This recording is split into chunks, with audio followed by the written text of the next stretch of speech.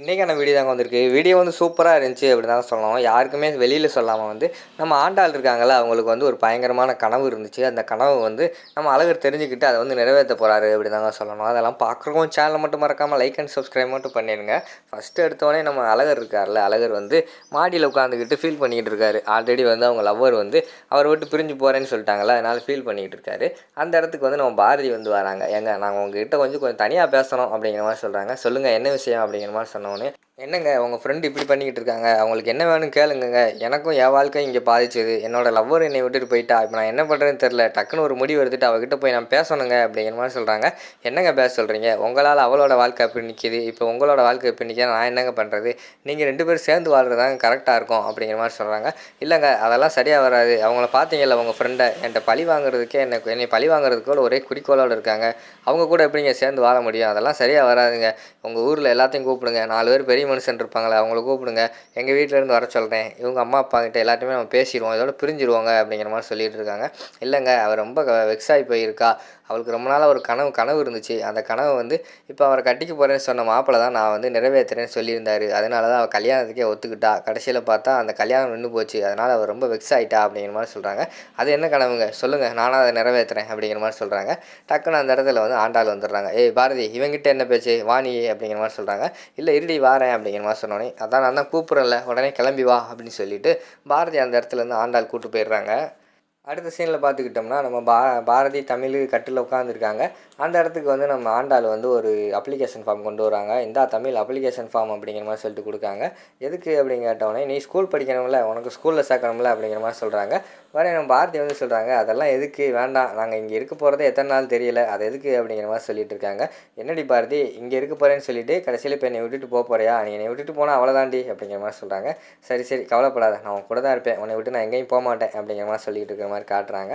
சரி இந்தா ஃபார்மை ஃபில் பண்ணு அப்படின்னு சொன்னோடனே நம்ம தமிழ் வாங்கிட்டு, ஆண்டி கொடுங்க நானே ஃபில் பண்ணுறேன் அப்படின்னு சொல்லிட்டு அவங்க வாங்கி ஃபில் பண்ணுறாங்க. ஃபாதர் பெயர் ஆதி அப்படின்னு எழுதுகிறாங்க. ஏய் என்னடி எழுதிக்கிட்டு இருக்க, இனிமேல் அந்த பேரே உனக்கு உச்சரிக்கக்கூடாதுன்னு சொல்லியிருக்கேன்ல, அது என்ன ஃபாதர் பெயர் நேமில் எழுதிக்கிட்டு இருக்க, அதெல்லாம் எழுதக்கூடாது அப்படிங்கிற மாதிரி சொல்கிறாங்க. சரிம்மா சாரிம்மா நான் எழுதலை அப்படின்னு சொல்லிவிட்டு அந்த இடத்துல இருந்து தமிழ் வந்து போயிடுறாங்க.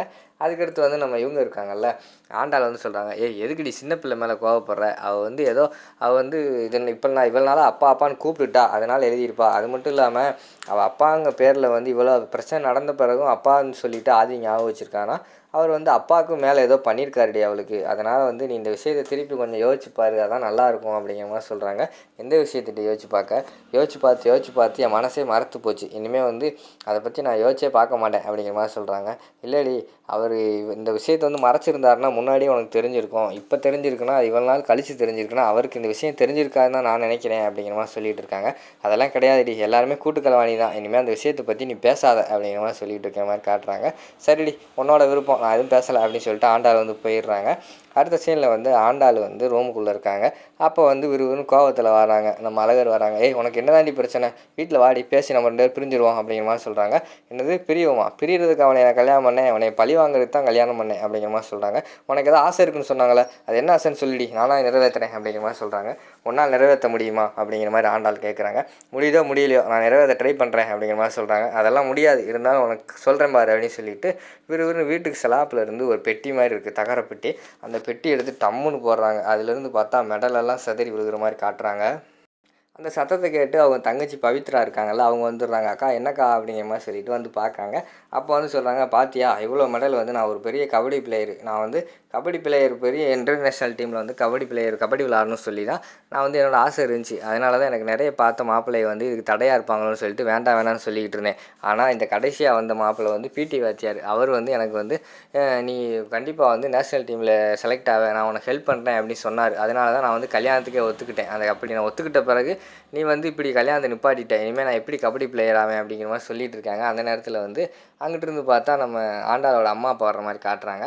அக்கா அம்மா அப்பா வராங்க அப்படின்னு சொன்னோடனே மெடலெல்லாம் மறைச்சி வச்சிடுறாங்க. மெடலெல்லாம் மறைச்சி வச்சோடனே அதுக்கடுத்து என்ன இங்கே சத்தமாக கேட்டுச்சு அப்படின்னு சொல்லிட்டு அவங்க அப்பா அம்மா வந்து கேட்குறாங்க.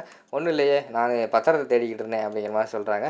நீ ஒன்றும் கவலைப்படாத, உனக்கு தர வேண்டிய சொத்தை நான் ஆல்ரெடி கொடுத்துருவேன், நீ ஒன்றும் கவலைப்படாத அப்படிங்கிற மாதிரி அவங்க அப்பா சொல்கிறாங்க.